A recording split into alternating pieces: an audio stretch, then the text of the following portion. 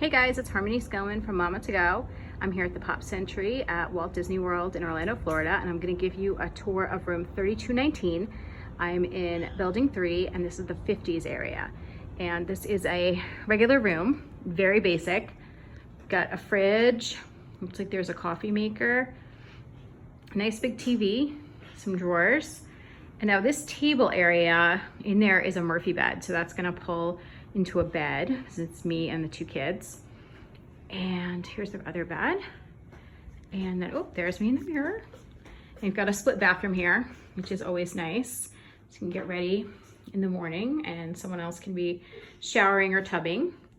And as always, if you'd like to book your magical Disney vacation, give me a shout. I got my links below, harmony@yourparadisevacation.com. No fees, and you can book a great magical vacation for you. Thanks for watching. See you later. Bye.